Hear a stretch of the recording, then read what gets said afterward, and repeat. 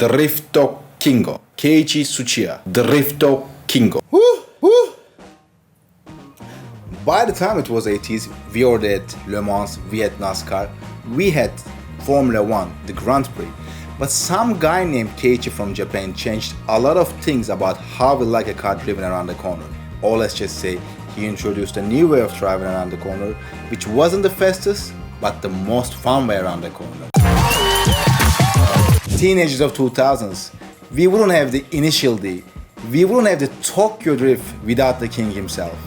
So that if the name Keiichi Tsuchiya is still a mystery to you, let's get started. Woo.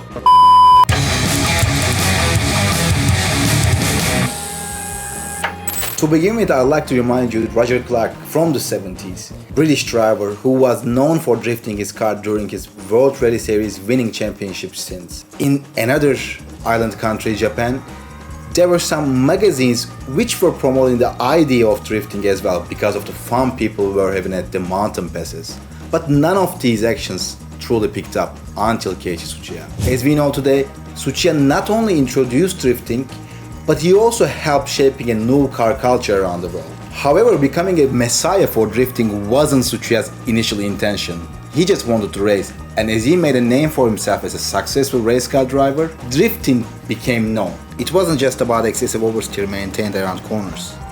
Tsuchiya also represented what Japanese tuning scene has to offer to the world through body kits, wings, and of course horsepower boosting stickers. But how? He bought his first car, Nissan Skyline C10, at the age of 18, and love and passion for driving was something he shared with his father.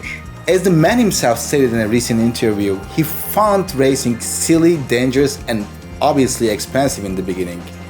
But an urge called him to race as he visited the Usui Pass in Japan.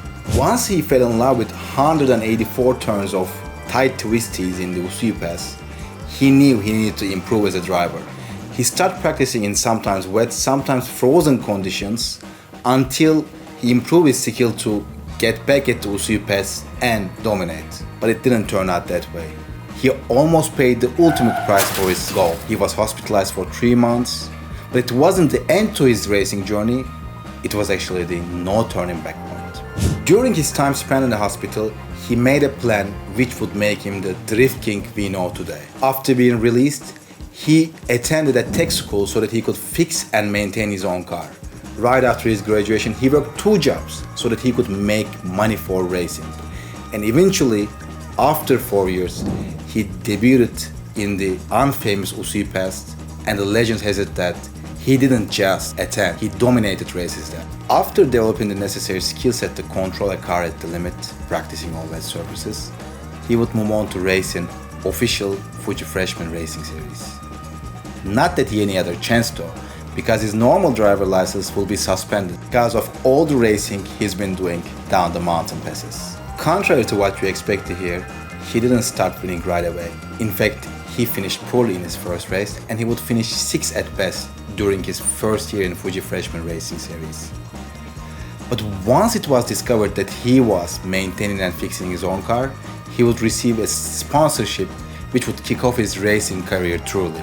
After being sponsored, Tsuchiya started his 6 years of reign in Fuji Freshman Racing Series, and he would lead races with such huge gaps that he would drift to keep the crowd entertained. Thus he earned the nickname the Drift King, along with many other major sponsorship deals. Before promoting how fun is drifting to the world, he started racing in different Japanese racing series. Japanese Formula 3, Japanese Grand Touring Championship. He would also race in Le Mans for 2 different Japanese manufacturers. In 1995, he would capture the class win with his Honda NSX. And in 1999, he would finish 2nd place overall with his Toyota GT1 car. FYI, he was the fastest man on the track that day, but because of a BMW driver shooting off from the grass and puncturing their tire, they have to settle with the 2nd place overall. What's up with BMW drivers at any time, anywhere? As Tsuchiya was getting on a bit, he shifted his focus to drifting. He found, judged, and drove in the D1 Championship Series.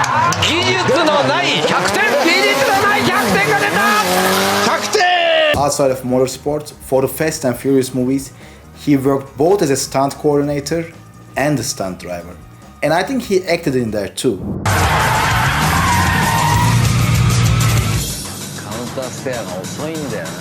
For the initial the anime series, he was the advising producer and the assistant writer too.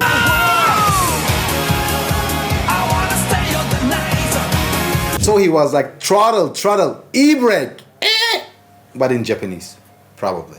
If you are wondering why Takumi-san was driving a AE86 Trueno delivering tofu, yes, because it was Keiichi's tail-sliding 6-in-a-row championship winning car in Fuji Freshman Racing Series.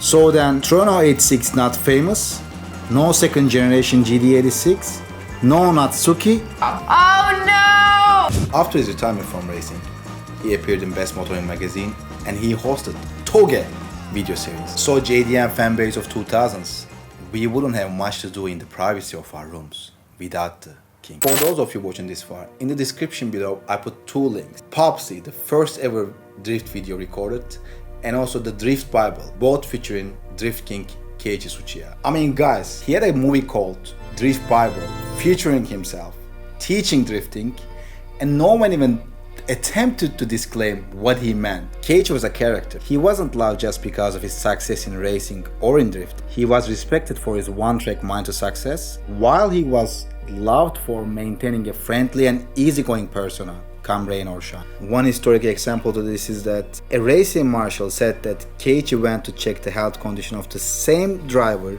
who caused him to almost crash and caused him to lose qualifying time back in time when he was racing in Grand Touring Championship Series. Speaking of what's below the screen, go ahead and give a like to this video, of course, if you liked it, so that I will put together more content like this.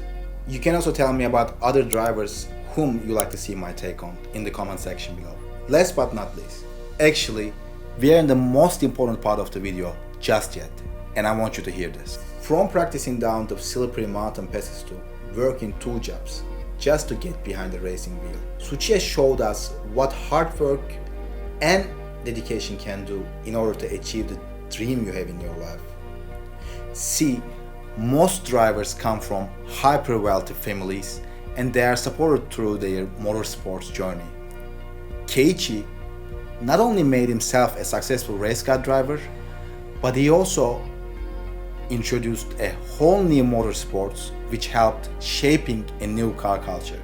He actually makes me think of what dedication can truly do, and after watching this video, I hope he makes you think the same way too.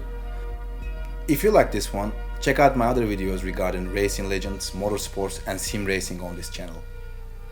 Until next time, ladies and gentlemen, stay on throttle.